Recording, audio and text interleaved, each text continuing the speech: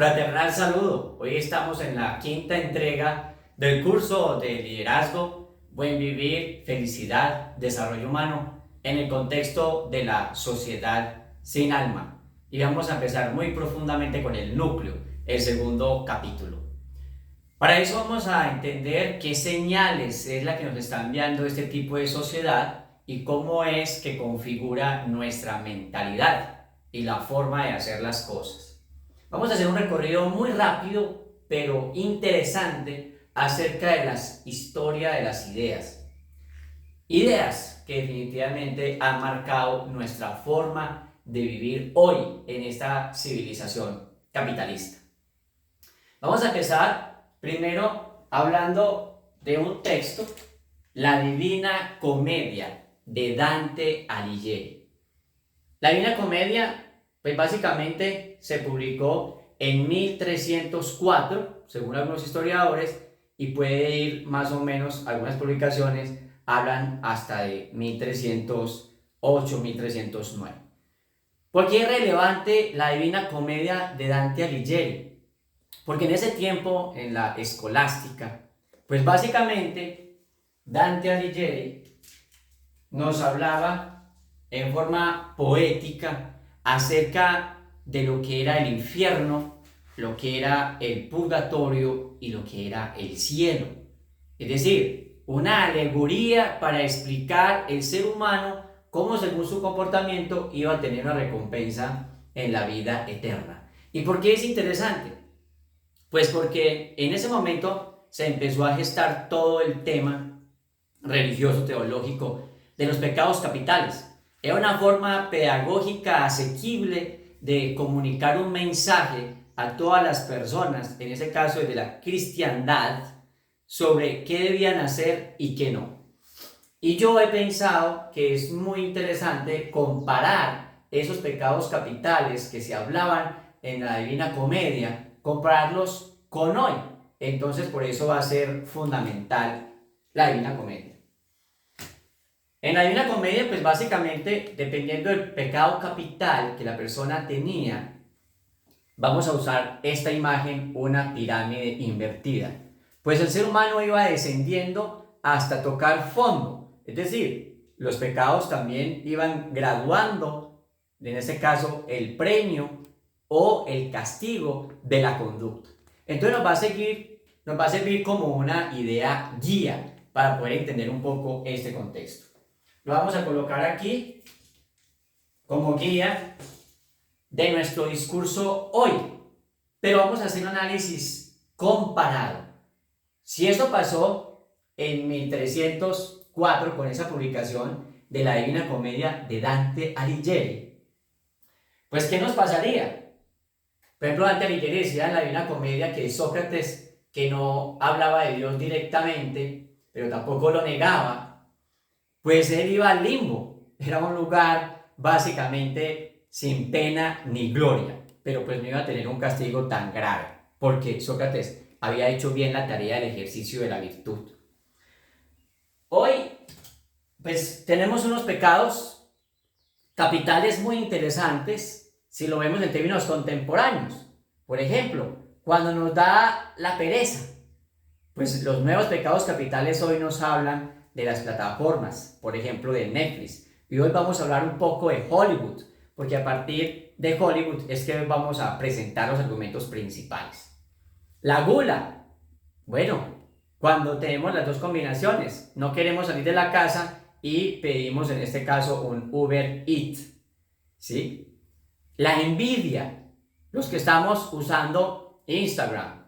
Claro, hay negocios muy prósperos.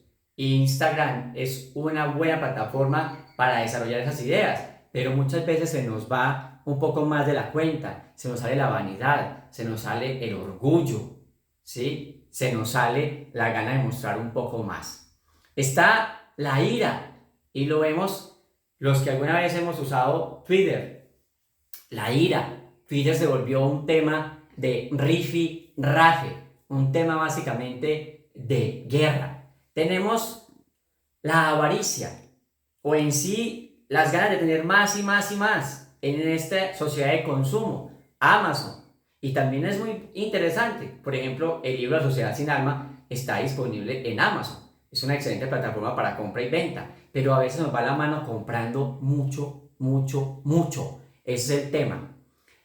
Lujuria, Tinder, ¿sí? El tema, por ejemplo, de estas citas online de una plataforma que ha logrado conectar a muchas personas en el mundo y que muchas, claro, lo hacen para bien, pero que también se puede usar de una mala manera. Claro, el tema aquí está en el uso. Cuando tenemos exceso es cuando se vuelve un vicio, ¿sí? El justo medio, según Aristóteles, sería la virtud. Ni pecar por exceso, pero tampoco pecar por defecto. Y está, por ejemplo, la soberbia. Claro, los que usamos LinkedIn, pues todos nuestros desarrollos profesionales, empresariales o logros personales, lo comunicamos ahí para mejorar el currículo, para mejorar nuestra forma de vernos frente al mundo. Claro, para posicionar nuestro branding personal, nuestro personal branding, o sea, nuestra marca o sello propio. Entonces, el exceso es la clave. Ni pecar por exceso, ni pecar por defecto. Como decían nuestros abuelos, ni mucho que queme al santo, ni poco que no lo alumbre. Entonces, acá está como lo nuevo de los 7 pecados capitales. Entonces, por ahí la importancia en 1304 de la Divina Comedia de Dante Alighieri. Pero también tenemos otras ideas muy interesantes que se desarrollaron a lo largo de la historia. Tenemos las ideas de El Príncipe, de Nicolás Maquiavelo. 1532, al parecer, fue la publicación. Nicolás Maquiavelo, El Príncipe. ¿Qué nos trae El Príncipe? Un conjunto de fundamentación teórica de la ciencia política. El gran logro de Maquiavelo fue generar una forma de pensar la política de una manera empírica, de una forma histórica, comparada. ¿Cuál fue el problema, digamos? ¿Cuál es la dificultad? Que para Maquiavelo la política y la ética tienen que estar separadas. Antes de Maquiavelo, la filosofía antigua, la filosofía medieval, pues hablaba de que la ética y la política debían ir juntas. Pero con Nicolás Maquiavelo y el origen de la ciencia política o de la filosofía política, pues básicamente lo que tenemos es una política sin ética. Es decir, la idea de que la ética es de temas filosóficos del deber ser y la política es del ser, o sea, la forma de los hechos, la forma positiva. Y aquí hay un problema, porque mucha gente ha malinterpretado esto de Maquiavelo y pues básicamente lo que ha generado es un pensamiento que según esto, pues la ética no debe ir pensándose simultáneamente con la política. O sea, hay mejor dicho, una ruptura y ese es el tema que quiero resaltar. Otro de los temas capitales, pero ya desde el punto de vista económico, aparece con La riqueza de las naciones de Adam Smith en 1776. Todos hemos aprendido en economía sobre economía de mercado, sobre la economía capitalista, porque Adam Smith efectivamente fue el fundador de la ciencia económica y tiene 2 obras capitales sobre sentimientos morales y la riqueza de las naciones. ¿Cuál es el problema? Bueno, que con el caso de la riqueza de las naciones aprendimos cómo generar dinero, pero mucho cuidado, no aprendimos a ser solidarios con él, ni aprendimos tampoco a ser equitativos. Se nos olvidó la obra de los sentimientos morales de Adam Smith, hablar del altruismo, hablar del otro. Recordemos la conexión que tenía Adam Smith con David Hume, o sea, David Hume como filósofo abogaba por la alteridad y la filantropía. También fue un gran desarrollador de las teorías económicas, lo mismo que Adam Smith. Entonces, cuando leemos La riqueza de las naciones de Adam Smith, pues claro, nos damos cuenta cómo es la economía. Y él sentó las bases también positivas de la economía. ¿Qué quiere decir eso? que nos enseñó a pensar que la economía iba por un lado y la ética por el otro. Entonces es muy común en las facultades de economía que los temas éticos no se hablan por ser temas normativos o del deber ser, o deontológicos del deber, o teleológicos acerca de los fines, pero no se piensa la ética con la economía. Y eso fue un gran problema, porque desarrollar esas ideas nos trae una economía sin ética. Entonces, ahí seguimos avanzando en la historia de las ideas, cómo esto se va desenvolviendo, qué es lo que nos va generando, y el tema tal vez se va viendo un poco más complejo. Después, pues tenemos el tema de la decadencia de los valores. Ya Federico Nietzsche en el Anticristo había dado una puntada, pero Federico Nietzsche en Así habló Zaratustra, más o menos en 1883 que se publica esta obra, pues Nietzsche nos habla en este sentido de la pérdida de los valores tradicionales, sobre todo una crítica muy fuerte al cristianismo. Nos habla de la muerte de Dios. Entonces Zaratustra baja hablando y diciendo: vengo a la gran noticia, Dios ha muerto y ustedes lo han matado. Así habla en Zaratustra, el sabio que estaba por allá como una anacoreta. Entonces estas ideas empiezan a desarrollarse. Por eso se habla de que Nietzsche es un profeta del nihilismo. ¿Qué es nihilismo? Viene de la palabra, del vocablo nada. Nihilismo es cuando los valores tradicionales se niegan y se empiezan a construir otros nuevos valores. En el caso de Nietzsche, por ejemplo, el Anticristo, cuando dice: malo es la debilidad, bueno es la fuerza, felicidad es la voluntad de poder. Al débil hay que ayudarlo a morir.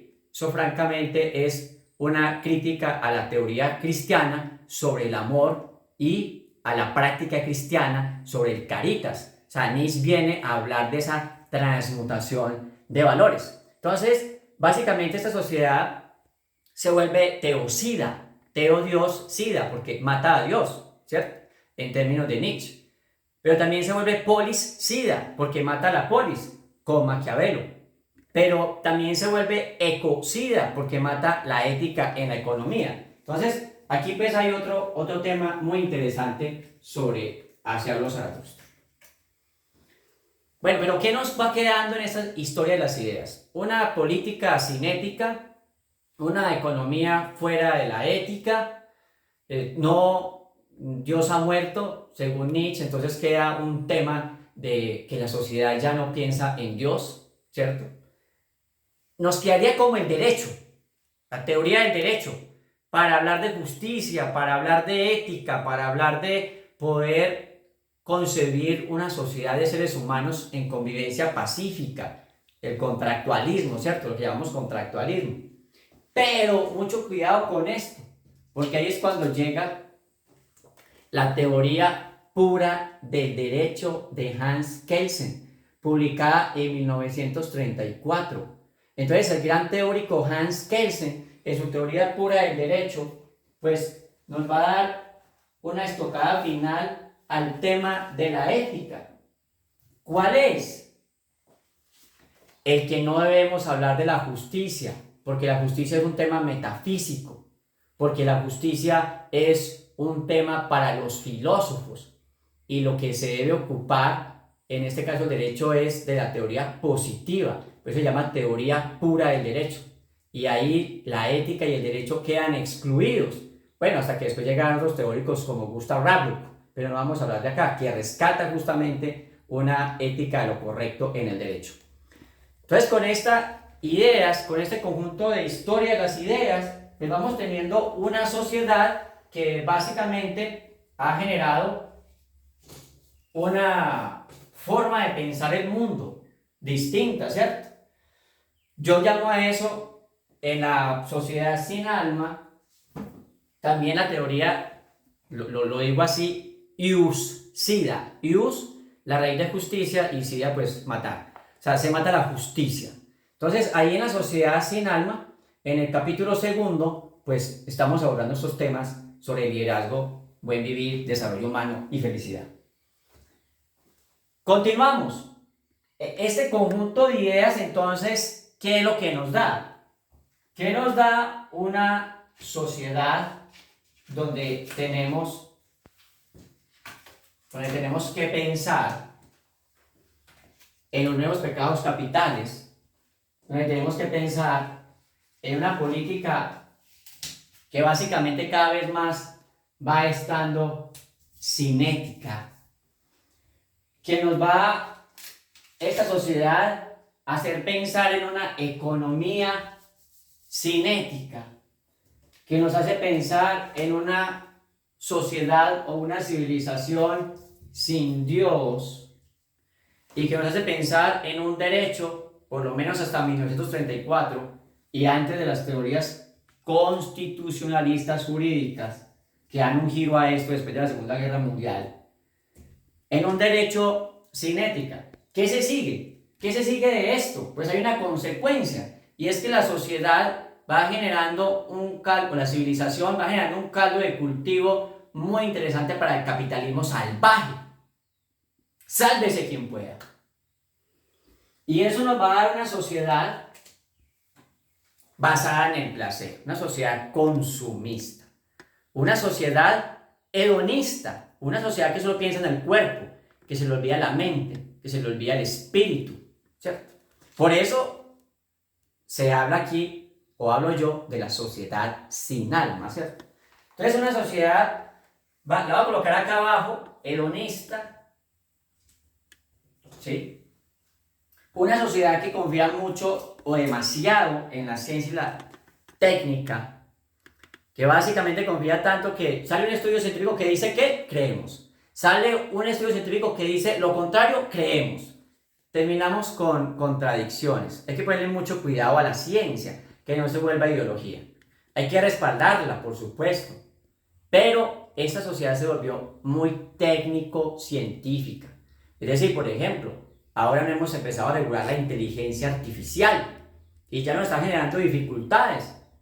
Hay personas que están generando noticias falsas con inteligencia artificial. Entonces, estamos yendo mucho a la ciencia y a veces nos olvidamos también de lo que no es científico, pero que le da mucho a la vida humana, el arte, las humanidades, por ejemplo. Entonces, hay que tener mucho cuidado a que todo se lo lleve la ciencia. Hoy, por ejemplo, hablamos de transhumanismo, ¿cierto? Y el sistema capitalista, con todo esto, pues ha generado una sociedad darwinista. Sálvese quien pueda. El poderoso, el dueño del mundo, se lo lleva todo. O sea que 66 millones de personas que hacen parte del 1% son dueños de más del 80% de toda la economía mundial. Es una sociedad darwinista. El ganador se lo lleva todo. Entonces, esta es la sociedad que tenemos. Esta es la sociedad básicamente sin alma. Es decir, donde la ética ha quedado relegada.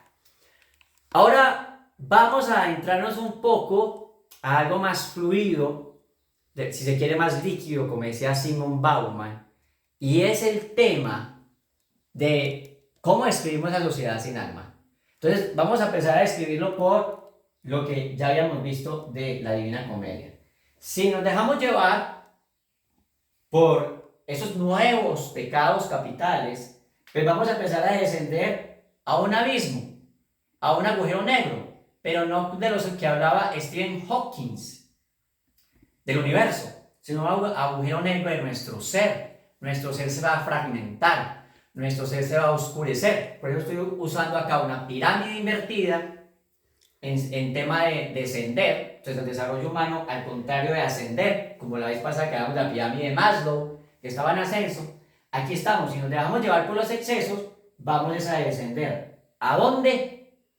A un agujero negro sin retorno. Y acá uno dice, ¿tocó fondo? No, acá no hay fondo. Acá el fondo tal vez hará la muerte, pero no podemos llegar allá. Entonces, aquí va pues la sorpresa. Aquí tenemos los pecados capitales. ¿Cuál? El primero, la pereza. Aquí lo tenemos representado en la gran obra que tantos hemos disfrutado de la ciudad de Springfield, con Homero, los Simpson, los Simpson. Entonces, la sociedad sin alma representa esa decadencia de los valores norteamericanos. El no querería trabajar, por ejemplo, Homero. El querer quedarse en la casa tomando cerveza, viendo televisión, porque el trabajo no lo representa. Trabaja simplemente en algo que no quiere. Es más, que contamina demasiado, como una planta nuclear. Y ahí está uno, ahí está el sujeto, ahí estoy yo, empezando el descenso en esta sociedad sin alma. ¿Por qué nos gusta tanto los Simpsons? Porque nos identificamos con ellos. O sea, una parte de nosotros quiere tener esa pereza de estar un sábado, de estar un domingo, de estar un viernes, un lunes, en el sofá, con papitas fritas, estar ahí, zapeando, viendo qué ver en Netflix, o en HBO, o en Amazon Prime, o en cualquier plataforma. Entonces, mucho cuidado porque el ocio contemplativo, la vida contemplativa, el ocio productivo es bueno, y hay que descansar porque tenemos una realidad, como decía Paul Virilio, una sociedad hiperveloz, o como decía Gilles Lipovetsky, somos un turbo consumidor. Hay que parar a reflexionar, a descansar, pero no hacer pereza, no hacer pereza, entonces no excederse con ella, el problema acá es el exceso. Entonces, aquí empieza como el recorrido del descenso, Mucho cuidado entonces con el exceso. El exceso de pereza, entonces ya se vuelve es un defecto, ¿cierto? Bueno, tenemos la gula. ¿Y qué mejor representado aquí en Star Wars? Ya todos lo conocemos a él, o sea que no hay que mencionar el nombre. Este personaje galáctico es un emperador en su espacio y la persona que no le agrada, él se la come. Es decir, ¿qué nos está diciendo George Lucas con este personaje? Hay seres humanos que literalmente absorben la energía del otro. Pura gula, pura codicia. Pero no solo eso, en el ser humano hay un contraste impresionante. Tenemos una realidad, una civilización que produce demasiados alimentos y que tiene personas desnutridas. Todavía hay personas que mueren de hambre, porque hay otros que consumen desaforadamente los recursos naturales, acaban con el recurso hídrico, deforestan, acaban con el oxígeno. Es decir, un deseo de voraz de consumir. Claro, mucho ojo con esto, por supuesto. Yo también estoy ahí. Yo hago parte de la gula. También tengo excesos. El tema es aprender a regularlos. Porque es que no somos santos, para nada. ¿Sí? La idea es que ir racionalmente mesurando. Entonces, el tema del segundo pecado capital acá representado es la gula. También se ve muy interesante una película que sacó Netflix que se llama El Hoyo. Recomendación ahí para ver cuando tenga perecita. El Hoyo.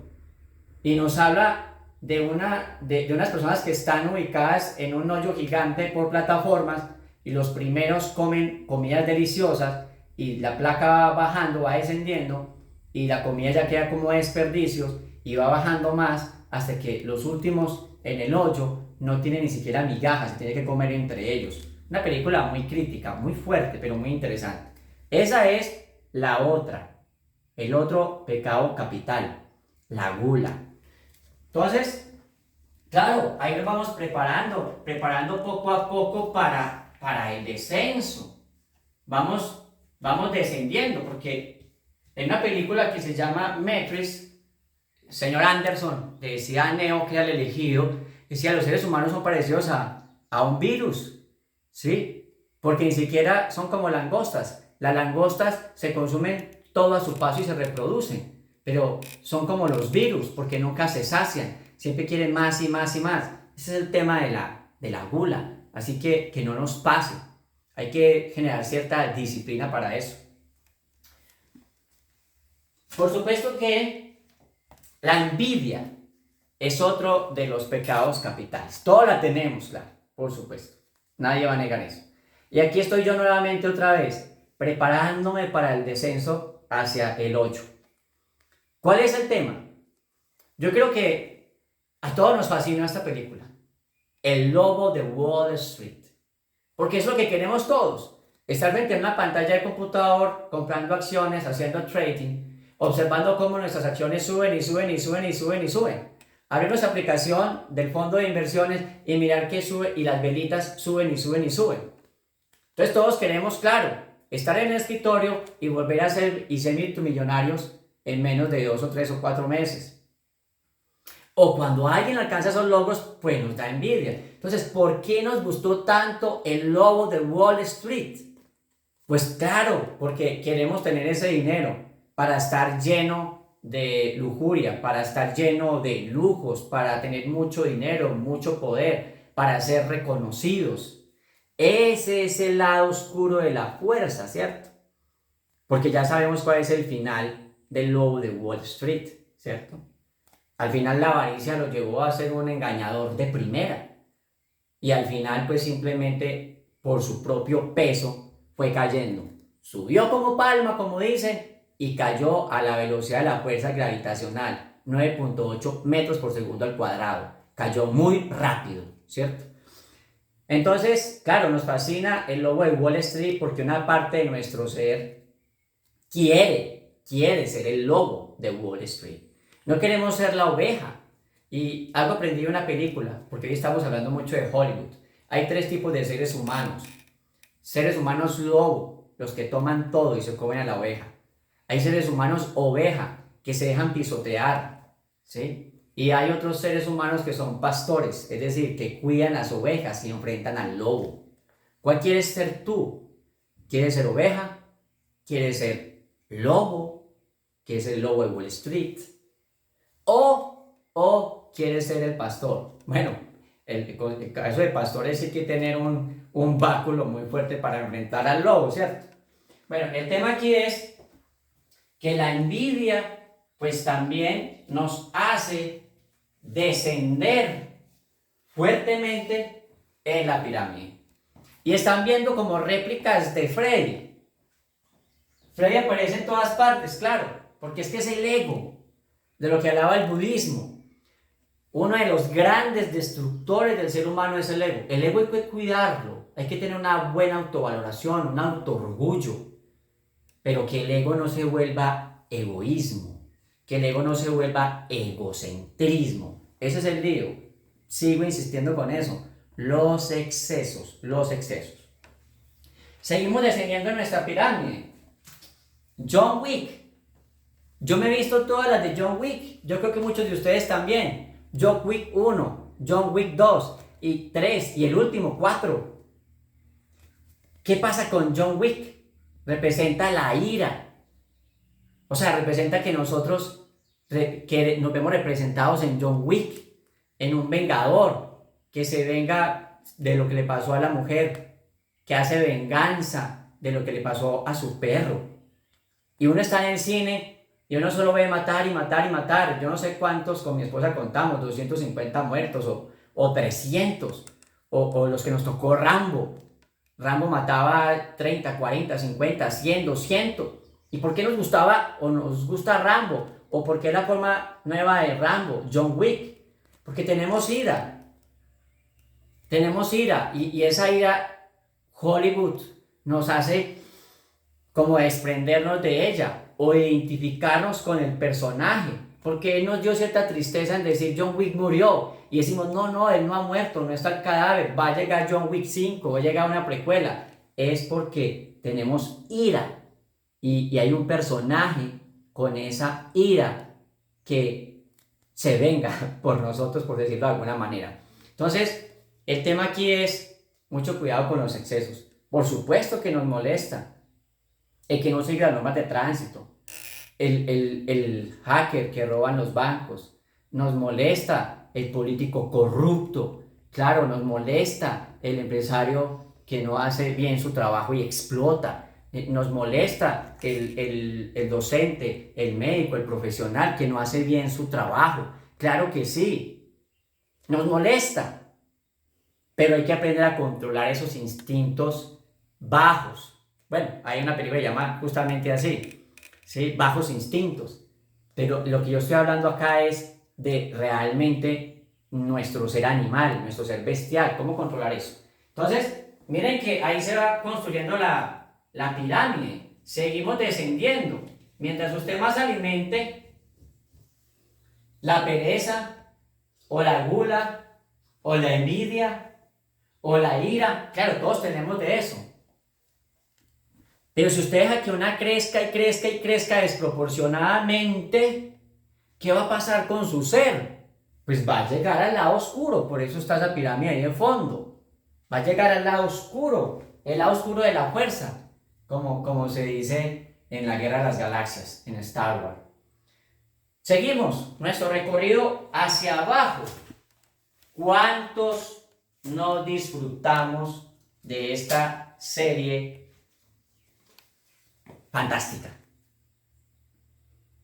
¿Y qué representa esto? ¿Qué representa La Casa de Papel? Representa nuestra avaricia. Todos sufrimos. Todos queríamos que el personaje al final lograra su objetivo. ¿Cuál era? Robar el banco emisor de España. Todos queríamos que salieran repletos con los buses o con los carros gigantes llenos de plata, llenos de plata. ¿Sí? ¿Por qué? Porque no queremos 100, 200, 1000, 2000, $1.000.000. No, queremos todos los dólares, queremos todo el oro, queremos todos los diamantes. Y así disfrutamos cada personaje con el profesor que los convocaba, ¿cierto? Esto fue un éxito, de los grandes éxitos de Netflix, La Casa de Papel. ¿Y por qué fue un éxito? Porque millones de personas nos veíamos representados ahí, ¿cierto? Es como lo que uno quiere, lo que uno desea, sus bajas pasiones. Pero ojo, no el deber ser. Es que uno a veces desea lo que no debe. Ahí es el tema del budismo. Mucho cuidado con lo que deseas. Además, porque se puede cumplir. Ese es el tema, por hay que pensar muy bien en los deseos. Que fue lo que vimos en el video pasado. Entonces, La Casa de Papel representa todo eso. Uno puede seguir descendiendo. Por supuesto que necesitamos dinero. Pues en sociedad, si nada más yo hablo de inteligencia financiera, del consumo razonable y racional también. Pues, y espacio racional. ¿Sí? Entonces, el tema con La Casa de Papel es de que hay que tener dinero, sí. Dinero sí, pero no así. ¿Sí? Hay que hacerlo resolviendo problemas para la gente. Hay que haciendo ayudando. Hay que haciendo siendo un giver, el que da, no un taker, el que solo toma y toma y toma. Entonces, aquí es muy interesante porque, claro, uno va descendiendo, mire, ahí se va construyendo la pirámide. ¿Hacia dónde apunta?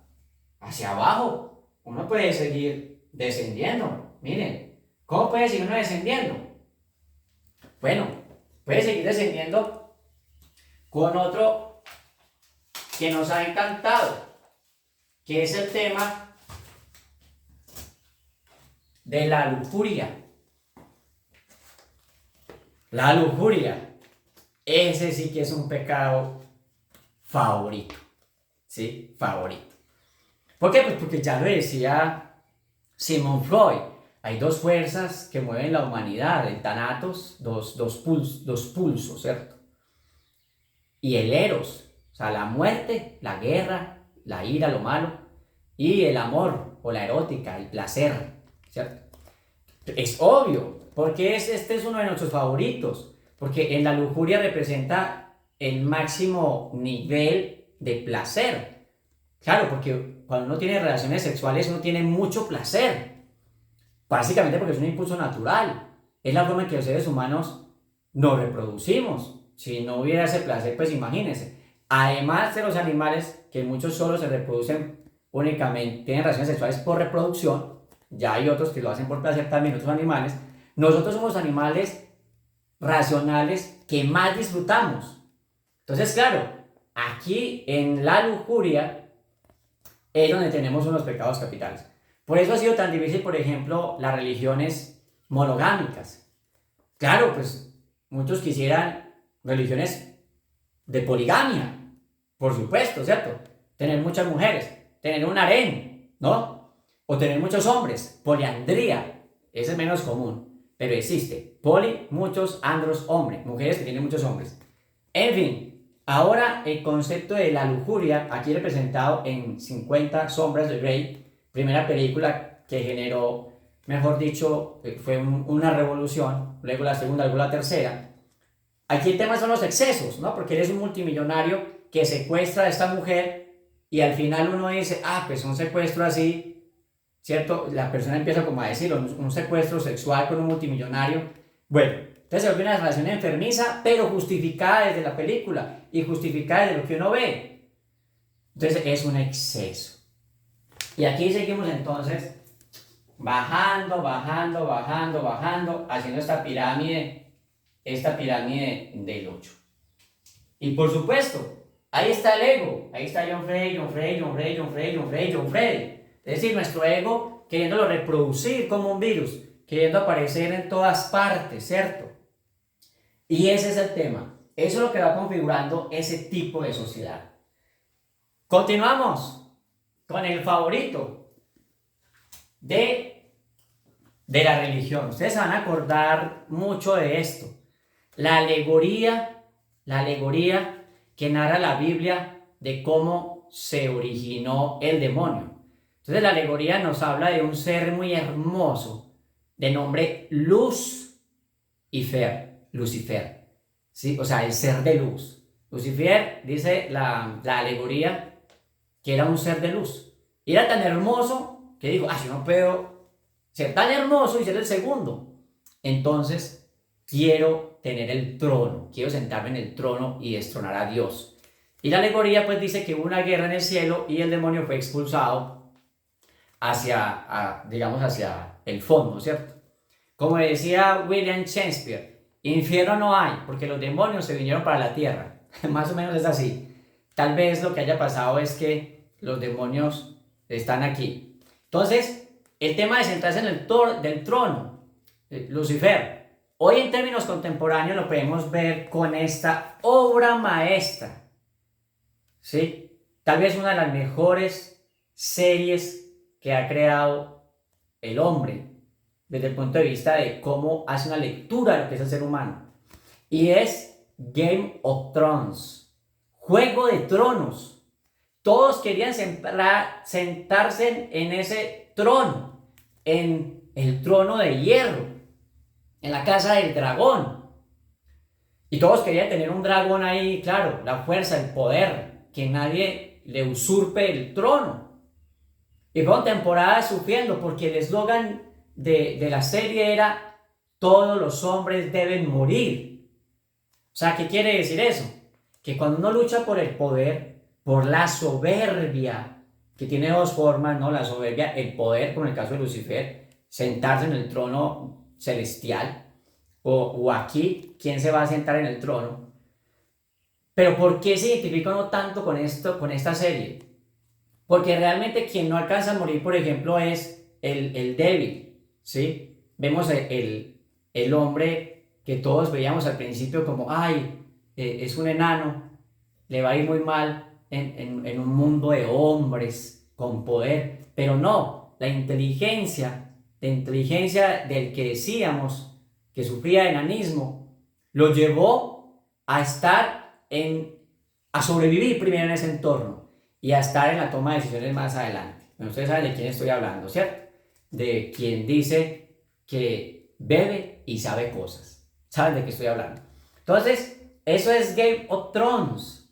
Y ahí está mucho representado todos esos pecados capitales, ¿cierto? Sí, está la pereza de los holgazanes que no quieren hacer nada, los marqueses. Está la gula de los festines que se hacían después de la guerra, solo a los ricos. Está la envidia que generaba cuando alguien tenía el control de un reino y otro no. Está la ira, ¿sí? Por ejemplo, de la descendiente de los Targaryen. Al final, cuando durante 7 temporadas busca salvar a la gente y luego con su dragón lo que hace es quemarla. Está la avaricia, porque estaban las monedas de oro. Si era un Lannister y tenía la moneda de oro, podía pagar con ella. Está, bueno, la lujuria. Pues ustedes lo vieron ahí, ¿cierto? La lujuria por todas partes.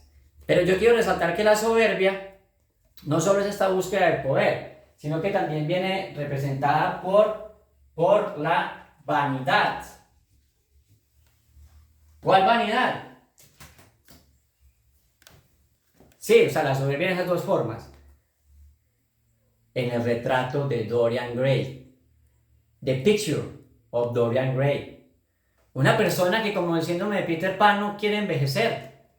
Una persona que básicamente en Oscar Wilde, cuando empieza a narrar la historia, no sé si han visto la película es también excelente, pues está el pecado de la vanidad. Entonces el noble le dice al joven Dorian, le dice, ¿usted vendería su alma? Y él dice, no, ni riesgos. Y después una conversación le dice, ¿usted vendería su alma por no envejecer, por una eterna belleza? Y él dice, entonces sí. Se pinta el cuadro y todo el tiempo y toda la decadencia y toda la vejez le sucede al cuadro. Pero Dorian Gray nunca envejece, se mantiene eternamente hermoso. Por eso en el caso de Peter Pan, ¿dónde vive Peter Pan? En el nunca jamás. O sea, el autor ya nos está diciendo, el nunca jamás no existe. Vamos a envejecer, vamos a hacerlo. Pero Dorian Gray, ¿por qué nos conecta? ¿Por qué nos encanta? ¿Por qué nos maravilla? Pues nos maravilla justamente porque representa el no querer envejecer, nuestra máxima soberbia. Y eso se ve en el mercado farmacéutico y se ve en no querer morir, en el mercado de la industria de la belleza, no querer verse más viejo, ¿cierto? Eso se ve en un mercado multimillonario. Entonces, ¿qué sucede? Que vea cómo vamos tocando fondo, fondo, fondo. Y ahí está nuestra pirámide invertida. Si antes teníamos la pirámide hacia arriba de Maslow, aquí tenemos la pirámide invertida hacia abajo.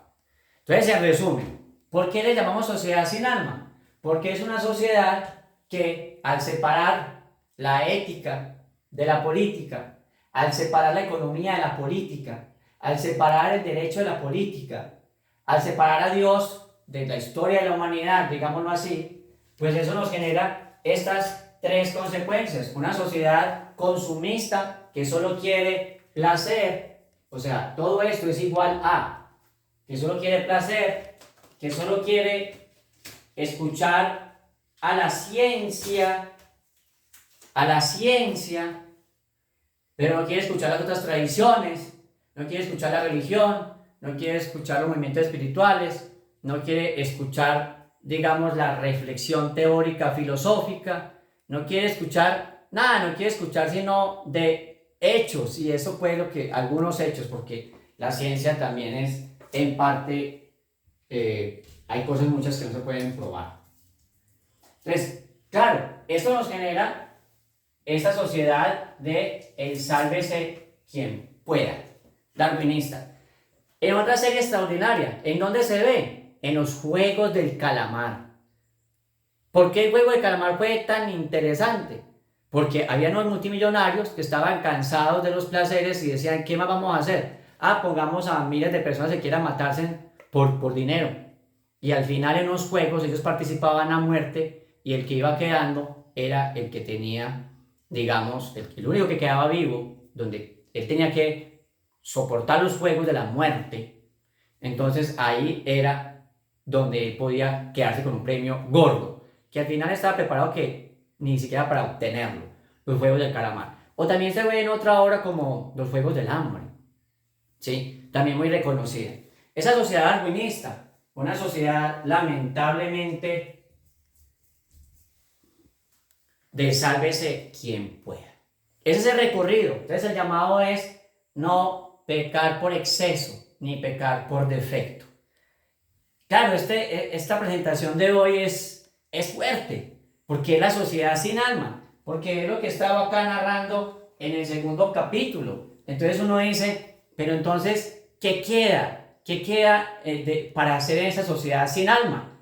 Bueno, ahí está la invitación. Para la próxima entrega vamos a hablar entonces cómo es que nos podemos defender de eso. ¿Qué coraza podemos usar? Y ahí vamos a hablar un poco de las retroutopías, de hablar un poco hacia atrás, qué aprendimos en la historia, qué virtudes se pueden fortalecer, qué valores se pueden generar para uno defenderse un poco y aprender a equilibrar todo esto. Bueno, muchas felicidades, espero me acompañen en el próximo video, en el próximo curso. Que estén muy bien.